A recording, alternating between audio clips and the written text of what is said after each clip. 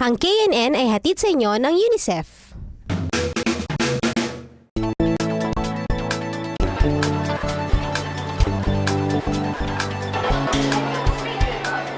Xiaomi, anong may isip mo pag sinabi ko Marikina? Sapatos. Bacolod. Manok. Cebu. Siyempre, dried mangoes at dried fish. Nako, ang sarap eterno nun sa tinola, tapos may pang ito.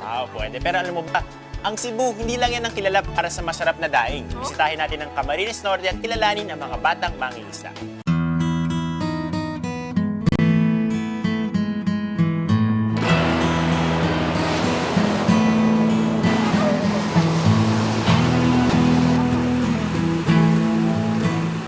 Ito ang Mercedes, kilalang fishing village sa Camarines Norte.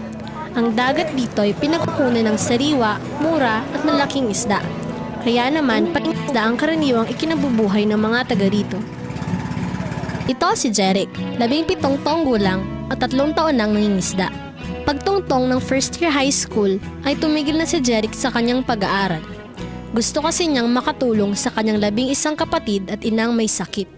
Kaya naman, tinitiis niya ang mga hirap na dinadanas niya sa pangingisda. Mahirap.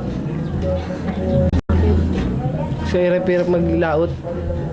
Kasi madaling aga kaysa anto ka pa, kailangan mo pa din magtrabaho, kailangan mo magkita. Ano yung ginagawa mo kapag sa bahay niyo, pag hindi ka pumapalaot? Tumutulong kay Papa sa tindahan namin. Maliit ang tindahan namin sa palengke, may tindahan kami maliit lang. Tapos minsan, grocery, maliit lang para sa buhay-buhay namin. Tsaka mapunta ako sa bahay, mga hugas, ganun, mga walis. Bukod kay Jeric, nakilala rin namin sina Angeli, 15 taong gulang, at Larry, 12 taong gulang. Gawain naman nila ang magpatuyo ng mga isda at pusit. Dahil ang kanilang hanap buhay ay may kinalaman din sa dagat, may tuturing rin daw silang mga mangingisda.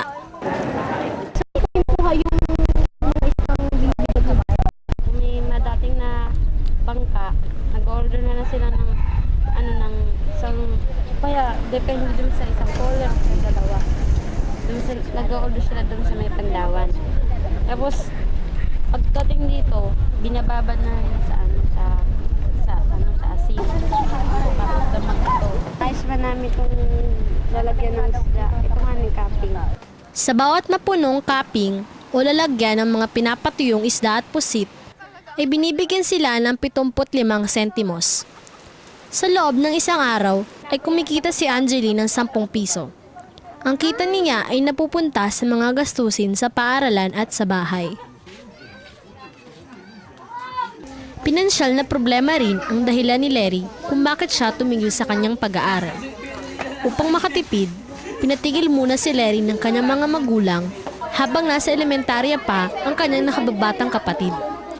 Tulad ni Angeli, kumikita lang si Larry ng 10 piso sa isang araw. Ayon kay Kapitana Leticia Tabalan ng Barangay 6, Camarines Norte, 25% ng mga kabataan sa bayan ng Mercedes ay mangingisda. Sabi ko sa mga bata, ano yung pinakapangunan dahilan? Bakit pinasok nila ang ganun?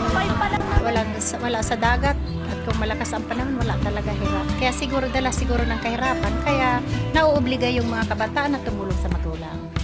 Sa ngayon, napag-usapan namin na itaguyod namin na magkaroon sila ng magandang asal at saka matutunong yun ang pinagsisimula nila kung sakaling sila ay makatapos. By next year, yun ang aming programa na pagpupunduhan namin, babadgetan namin mga kabataan na yung scholar.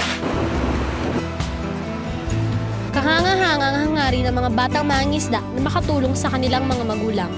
Pero napakatagal pa bago sila umunlad dahil ang kinikita nila ay kulang pa para sa kanilang pang-araw-araw na gastusin. Sana naman ay maisakatuparan na ang mga pinaplanong programa para sa kanila bilang pagpapatunay ng ating pagpapahalaga sa mga mangingisda nagdadala sa atin ng yaman ng dagat. Mula po rito sa